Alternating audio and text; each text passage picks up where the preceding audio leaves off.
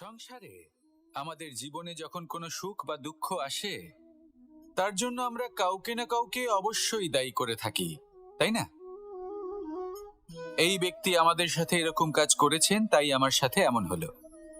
ওই ব্যক্তি যদি এমনটা না করতেন, তাহলে আজ আমি ওই স্থানে পৌঁছতে পারতাম।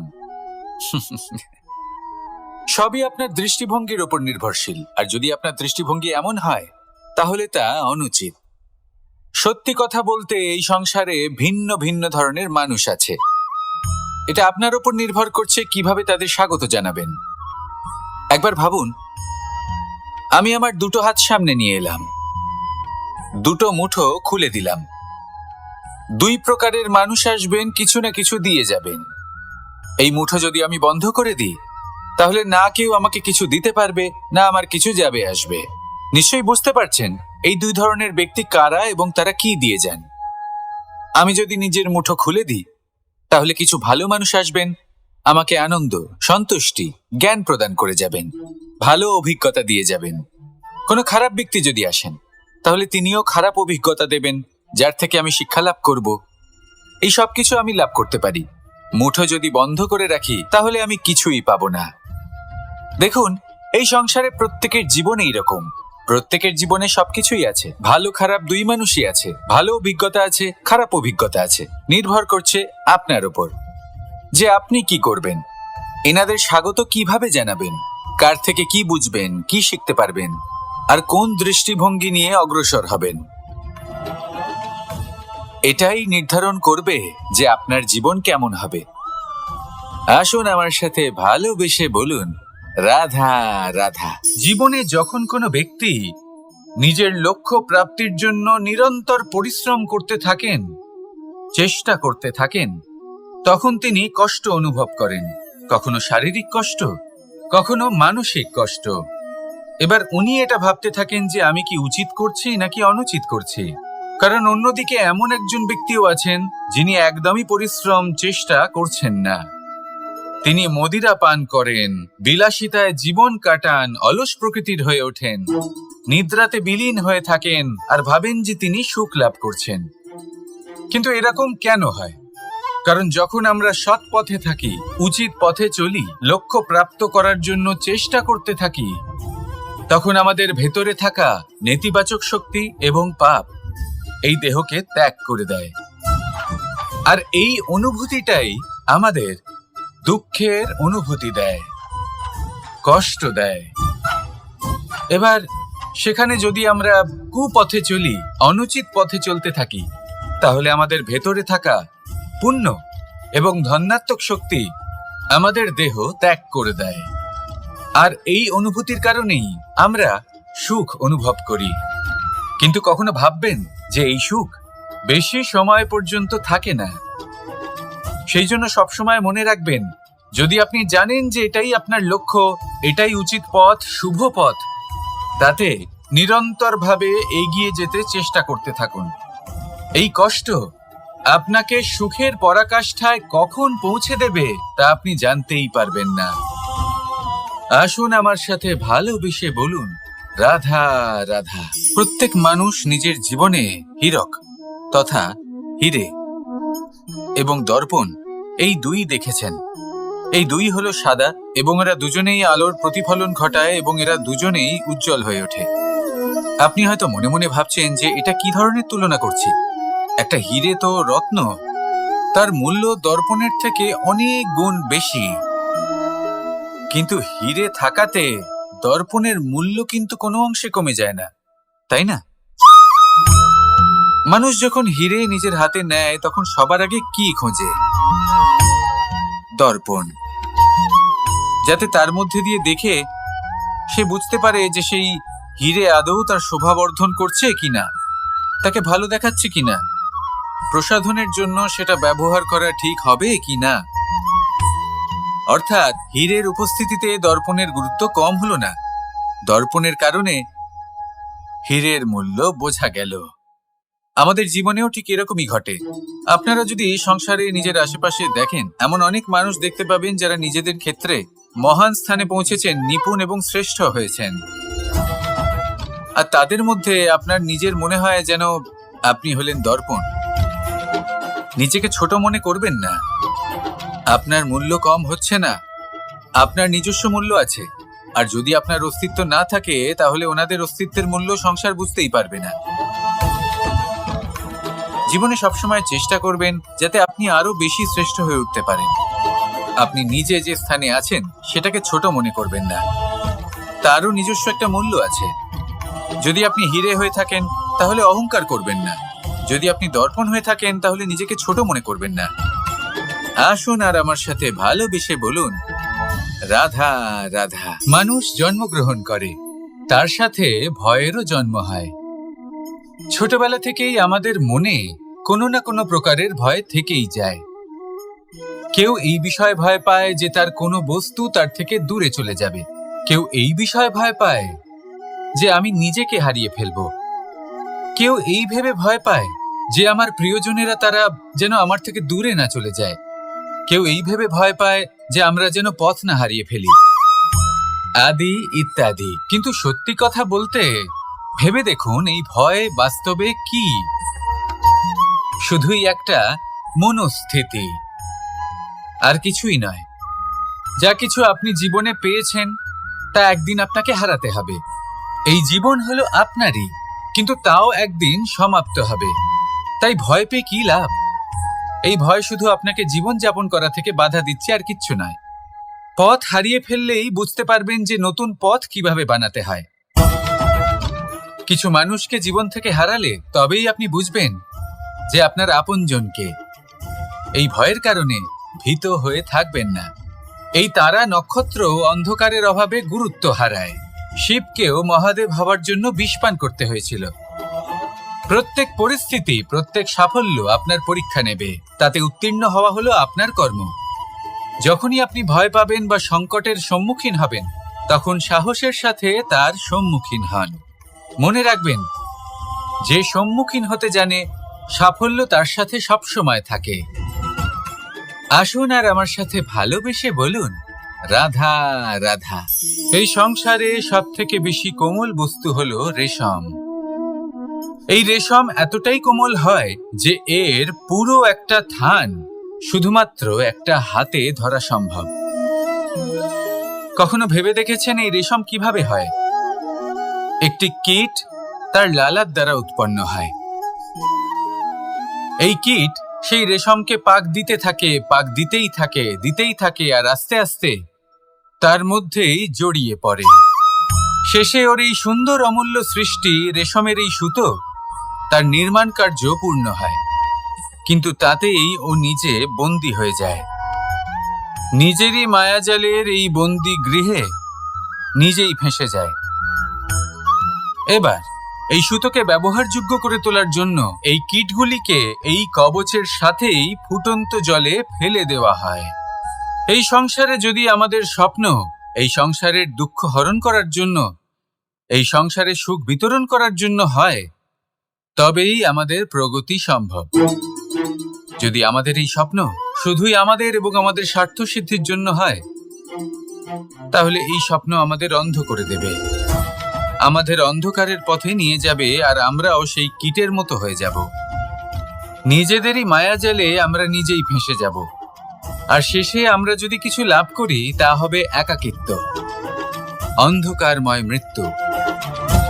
তাই স্বপ্ন অবশ্যই দেখুন, কিন্তু এমন ভাবে স্বপ্ন দেখবেন না যে তার এই বন্দিগৃহে আপনি নিজেই ফেঁসে গেলেন। স্বপ্ন দেখুন পরোপকারের, পরমার্থের, সবাইকে উদ্ধারের, অন্ধকারের নয়। তবেই কল্যাণ হবে, আর তবেই এই হৃদয় প্রসন্ন হয়ে বলবে, রাধা রাধা। মানুষ যখন এই সংসারে প্রবেশ করে, অর্থাৎ জন্মগ্রহণ করে, তখন নিশ্চিন্তে থাকে, আনন্দে থাকে। কিন্তু যেই মাত্র তার মধ্যে বোধশক্তি আসে, তখন সে চিন্তা করতে শুরু করে। চিন্তা ভবিষ্যতের, সেই সমস্ত বিষয় নিয়ে চিন্তা করে যা ওর হাতে নেই। তারপর বড় হয়, বিবাহ সম্পন্ন হয়, গৃহস্থ জীবন যাপন করে, তারপর আবার চিন্তায় মগ্ন হয়ে যায়। ভাবে, এই যে আমার পরিবার, আমি কি ঠিকমতো তার খেয়াল রাখতে পারছি? কাল যখন আমি এই সংসার থেকে চলে যাব, তখন আমার এই পরিবারের দেখাশোনা কে করবে? শেষ পর্যন্ত এই পরিবার তো আমারই উত্তরদায়িত্ব। যাক, আপনাকে একটা প্রশ্ন করি। এই সংসারে আসার পূর্বে আপনি কি এই প্রশ্ন করেছিলেন, এটা ভেবেছিলেন যে আমাকে ছাড়া এই সংসার কিভাবে চলবে? করেননি, তাই তো? তাই আপনার এটা নিয়ে দুশ্চিন্তা করার প্রয়োজন নেই যে আপনি যখন এই সংসার ত্যাগ করে চলে যাবেন তখন কি হবে। আপনি যখন ছিলেন না তখনও এই সংসার চলছিল, আপনি যখন এই সংসার ত্যাগ করবেন তখনও এই সংসার চলতে থাকবে। যদি কোনো বিষয়ের প্রভাব থাকে তা হলো আপনার আজকের তথা বর্তমানের কর্ম, অর্থাৎ আজ আপনি কি করছেন, কার জন্য মঙ্গল করছেন, কাকে প্রেরণা দিচ্ছেন, কাকে সাহায্য করছেন, কোন উদাহরণ প্রস্তুত করছেন। আপনি এই সংসারে যে ছবি অঙ্কন করবেন সংসার সেটাই মনে রাখবে। তাহলে শুধু সৎকর্ম করুন, মঙ্গল করতে থাকুন, আর আমার সাথে ভালোবেসে বলুন রাধা রাধা। একবার একটা শেয়াল বনে বিচরণ করছিল। ও একটা ছোট্ট শাবক দেখতে পেল। ও ভাবলো আজ একেই আমি খাবার হিসেবে গ্রহণ করব। আশেপাশে দেখলো কেউ দেখছে না, তো কেউ ছিল না, আর সেই শাবকের ওপর আক্রমণ করল, যা হলো একটা ঘোর অপরাধ। বনের নিয়ম অনুসারে আপনি কখনোই শাবকের উপর আক্রমণ করতে পারেন না। তারপর এই খবরটা যখন রাজা সিংহ জানতে পারলেন, সভার আয়োজন করলেন। কিন্তু সেখানে শেয়াল বলল, আমি তো এরকম কিছু করিনি। কিন্তু যদি আপনি এরকম বলেন, কোনো প্রমাণ দিন, এর কোনো সাক্ষী আছে? তখন রাজা সিংহ পেঁচাকে ডেকে পাঠালেন, যে সেই মুহূর্তে বৃক্ষের শাখার উপর বসেছিল। সে সব কিছু দেখেছিল। পেঁচা সব সত্যি কথা বলল, আর শেয়ালকে মৃত্যুদণ্ড দেয়া হলো। এবার এই কাহিনী আমি আপনাকে কেন শোনালাম? কারণ মানুষও কখনো কখনো এরকম কর্ম করেন যা শিয়াল করেছে। এটা ভাবেন কেউ দেখছে না, যখন আমি অনুচিত কর্ম করতেই পারি। কিন্তু না, আপনি যাই করুন না কেন, কেউ না কেউ অবশ্যই তা দেখছে। কোনো ব্যক্তি না হলেও কোনো প্রাণী, না হলে কোনো যক্ষ বা দেব বা প্রেত। যদি এনারা কেউ না দেখেন, তাহলে ধরিত্রী মাতা দেখেন, যেখানে দাঁড়িয়ে আপনি সেই কর্ম করছেন, তাই না? তাই একটা কথা সবসময় মনে রাখবেন, কে দেখছেন কে দেখছেন না সেই বিষয়ে ভাবা ছেড়ে দিন। এটা খুব সহজ কথা। আপনি যদি উচিত কর্ম করেন উচিত ফল পাবেন, যদি অনুচিত কর্ম করেন তাহলে আপনি অনুচিত ফল অবশ্যই পাবেন। সেই জন্য উচিত পথে চলতে থাকুন, উচিত কর্ম করতে থাকুন, আর আমার সাথে ভালোবেসে বলুন রাধা রাধা। সুখ, দুঃখ এবং শক্তি, এই তিন হলো এই সংসারের ত্রিদেবের মতো। আমাদের জীবনে যা কিছু ঘটছে এই তিনটির ভিত্তির উপরেই হচ্ছে। আসলে এই সংসারের একটা নিয়ম আছে, যখনই আপনি কিছু লাভ করেন এই সংসার আপনার পরীক্ষা নেয়। এটা জানার জন্য আপনার পরীক্ষা নেয় যে আপনি যা কিছুই লাভ করেছেন আপনি কি আদৌ সেটার যোগ্য কিনা। ঠিক সেইভাবেই এই সুখ, দুঃখ এবং শক্তি আপনার পরীক্ষা নিয়ে থাকে। যখন সুখ আসে তখন সে আপনার পরীক্ষা নেয় যে আপনার মধ্যে অহংবোধ জাগ্রত হয়নি তো। যদি অহংবোধ চলে আসে তাহলে সুখ সেখানেই সঙ্গ ত্যাগ করে। দুঃখ আপনার ধৈর্যের পরীক্ষা নিতে থাকে, আর যদি আপনার মধ্যে ধৈর্য না থাকে তাহলে এটা আপনাকে আরো বেশি দুঃখের গভীর অন্ধকারে ঠেলে দেবে। সেখানে শক্তি পরীক্ষা নেয় আপনার বিনম্রতার। যদি আপনি বিনম্র না হন তাহলে হয় এই শক্তি আপনার সঙ্গ ত্যাগ করবে, নয় এই শক্তি বিনম্রতার অভাবে আপনার পতনের কারণ হতে পারে। এই সংসারে যে কোনো ব্যক্তি যিনি এই পরীক্ষায় উত্তীর্ণ হয়ে থাকেন এই জীবনে তিনি সাফল্য লাভ করেন। আসুন আমার সাথে ভালোবেসে বলুন রাধা রাধা। আমি মনুষ্য রূপে জন্ম নিয়েছি এবং সমস্ত কর্ম এই রূপেই করেছি, কিন্তু আশ্চর্যের বিষয় হলো যে আজও মানুষ আসেন এবং হাত জোড় করে প্রার্থনা করেন যেন আমি ওনাদের সহায়তা করি। আপনাদের একটা কথা বলতে চাই, আমি সকলকে সাহায্য করতে পারবো না, কিন্তু আমি শিক্ষা অবশ্যই দিতে পারবো, জ্ঞান প্রদান করতে পারবো। এমন কিছু জ্ঞান যার ভিত্তিতে মানুষ যা চাইবেন তাই লাভ করতে পারবেন যদি সঠিক কর্ম করতে থাকেন। যখন কংসের অসুররা গোকুলে ধ্বংসলীলা চালাচ্ছিলেন তখন আমি কারোর থেকে সাহায্য চাইনি। আমি দাঁড়িয়েছিলাম এবং আমি তার বিরোধিতা করেছিলাম। সবাই বলেন যে আমি ছোট্ট একটা আঙুলে গোবর্ধন পর্বত তুলেছিলাম, কিন্তু আমি কি ওখানে একা ছিলাম? কখনোই নয়। আমার সাথে অসংখ্য গোকুলবাসী, অসংখ্য বর্ষণাবাসী ছিলেন, নিজের হাতে একটা লাঠি নিয়ে। ওনাদের মনোবল, ওনাদের আশীর্বাদ আমার সাথে ছিল। মহাভারতে আমি শুধুই শিক্ষক ছিলাম, আমি শুধুই শিক্ষা দিয়েছি। লক্ষ্য সাধন করেছে অর্জুনই, যুদ্ধ করেছে অর্জুনই এবং জয়ীও হয়েছে অর্জুনই। আমি শুধুই শিক্ষা দিতে পারি। অবশেষে আপনাকে শুধু এটুকুই বুঝতে হবে যে ঈশ্বর সবকিছু করতে পারেন না। করতে হবে আপনাকে। ঈশ্বর আপনাকে আশীর্বাদ করতে পারেন যে কাজ আপনি মন থেকে করবেন সেটা অবশ্যই পূরণ হবে।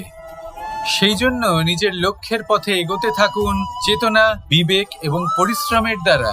আপনার যা যা স্বপ্ন আছে, যা লক্ষ্য আছে, আপনি অবশ্যই লাভ করবেন। আর এই মন সুপ্রসন্ন হয়ে বলবে, রাধা রাধা। ভোজন। এই সংসারে যেই হোক না কেন, কোনো মানুষ হোক, কোনো প্রাণী হোক, কোনো কীট হোক বা কোনো বনস্পতি হোক, প্রত্যেকের জন্য ভোজন অতি আবশ্যক।